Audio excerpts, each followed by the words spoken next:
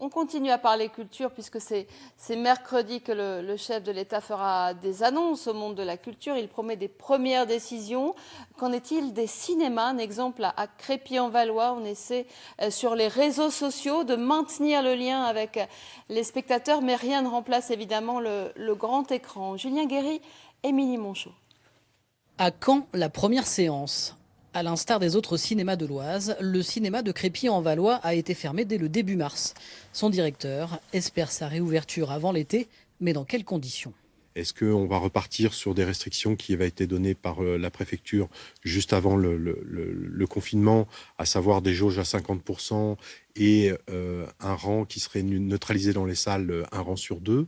Avec cette période de confinement, le directeur estime une perte de 40 000 entrées sur les 150 000 que le cinéma réalise chaque année. Autre casse-tête à résoudre, avoir des films à proposer. De nombreux distributeurs ont reporté parfois d'1 an la sortie de leurs grosses productions. Alors, difficile de se projeter. Si les films américains des majors sortent bien en juillet et août, on pourrait retrouver un niveau de fréquentation acceptable sur la période d'été. Place à gagner, débats en ligne, animation, rétrospective. Exploitants et distributeurs de films multiplient les opérations pour reconquérir les spectateurs confinés. Et cela se fait le plus souvent sur Internet.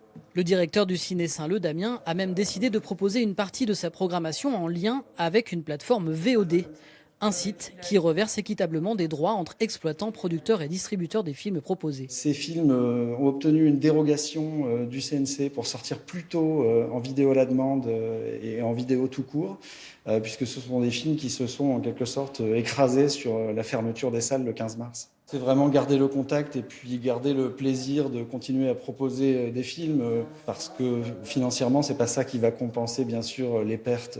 L'inquiétude grandit chez les exploitants quant aux pertes financières engendrées par le confinement, même si les salaires des employés sont pris en charge par l'État. Le Centre national de la cinématographie a également débloqué certains fonds. Ces fonds TSA servent aux exploitants pour faire des investissements, changer leur fauteuil, un écran, un appareil de projection aussi.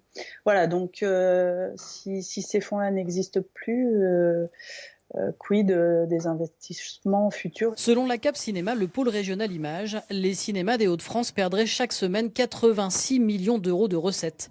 Mais les exploitants gardent espoir. Une étude montre qu'aller au cinéma est la deuxième activité qui manque le plus aux Français.